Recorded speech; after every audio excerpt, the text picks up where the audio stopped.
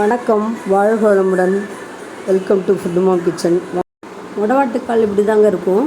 பார்த்திங்கன்னா அந்த ஆட்டுக்கால் மாதிரியே இருக்கும். அந்த மேல் தோல்லாம் சீவிட்டு நம்ம அதை கட் பண்ணால் இப்படி வரும். இது குட்டி குட்டியாக நம்ம நறுக்கிட்டு மிக்சியில் ஓட்டிட்டு ரசத்தில் வைக்கலாம், சூப் வைக்கலாம், இல்லை காய வச்சு பவுட்ரு ஃபார்ம்லேயும் கால் சூப் வைக்கலாம். முடவாட்டுக்கால் இந்த நம்ம ஆட்டுக்கால் மாதிரியே இருக்கும் பாருங்க, ரோமம் நிறையா வச்சு அதை நம்ம செதுக்கி எடுத்துகிட்டு, இது கொல்லிமலையில் பாறை எடுக்கல் நிறைய விளையுதுன்னு சொல்கிறாங்க. நிறைய மருத்துவ குணம் நிறைஞ்சது. நான் முதல்ல போட்டிருக்கேன். இருந்தாலும் இப்போ நான் செய்யும்போது நான் சாப்பிட்றதுக்காக செய்கிறேன். அதை நான் உங்களோட ஷேர் பண்ணிக்கிறேன். இப்போ இந்த முடவாட்டுக்கால் இந்த மாதிரி க்ரீன் கலராக தான் இருக்கும். நம்ம கட் பண்ண உடனே பார்த்திங்கன்னா அந்த கலர் இப்படி சேஞ்ச் ஆகிடும். இந்த டப்பாவில் நிறையா கட் பண்ணி போட்டு வச்சுருக்கேன். வெயில் இருந்துன்னா காய வச்சு நம்ம வச்சுக்கலாம். வெயில் இல்லாதால் அப்படியே டப்பாவில் போட்டு ஃப்ரிட்ஜில் வச்சுருக்கேன் கட் பண்ணி. இப்போ இதை நம்ம நல்லா ஓட்டிடுவோம். ஓட்டிட்டு இதில் ஒரு வெங்காயமும் தக்காளி எல்லாம் போட்டு ஓட்டிட்டு சூப் மாதிரி செஞ்சு குடிக்க வேண்டியது தான். இது இந்த மூட்டு வலிக்கெல்லாம் ரொம்ப நல்லதுன்றாங்க. மிளகு, ஜீரகம், சோம்பு, மஞ்சள்தூள் எல்லாமே போட்டு நம்ம அப்படியே ஓட்டிடுவோம். ஒன்றா ஓட்டி கொதிக்க வச்சு நம்ம உப்பு போட்டு குடிக்க வேண்டியது தான். ஒரு சூப் மாதிரி குடிக்கலாம். இதில் கொத்தமல்லி போடலாம், கருவேப்பிலை போடலாம், புதினா போடலாம், என்னென்னாலும் போட்டுக்கலாம்.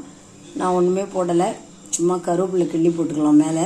இதை நம்ம ஓட்டிட்டு சூப் வைக்கலாம்.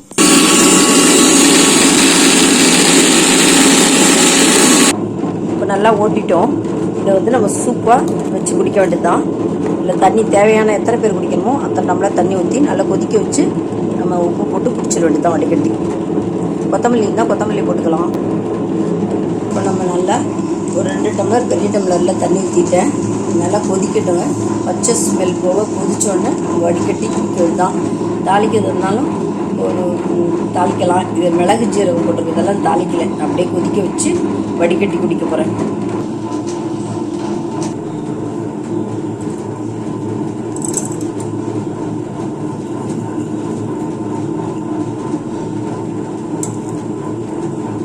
ஆட்டுக்கால் சூப்பு பார்த்திங்கன்னா 4000 நோயை போக்குதுன்றாங்க. உடம்புக்கு ரொம்ப நல்லது.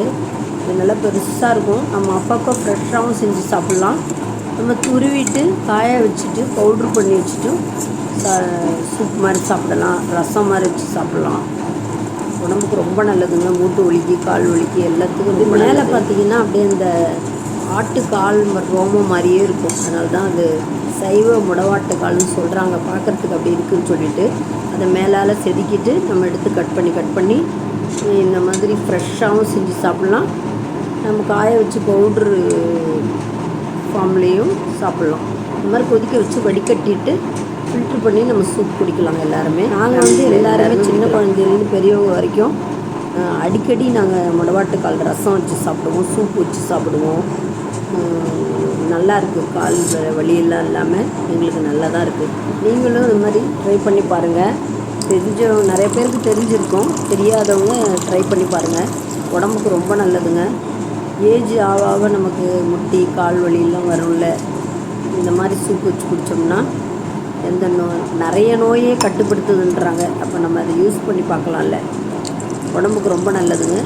ட்ரை பண்ணி பாருங்கள். இந்த வீடியோ உங்களுக்கு ரொம்ப யூஸ்ஃபுல்லாக இருக்கும்னு நினைக்கிறேன். பிடிச்சிருந்துன்னா லைக் பண்ணுங்கள், கமெண்ட் பண்ணுங்கள், ஷேர் பண்ணுங்கள். மறக்காமல் சப்ஸ்கிரைப் பண்ணுங்கள். Thanks for வாட்சிங்க.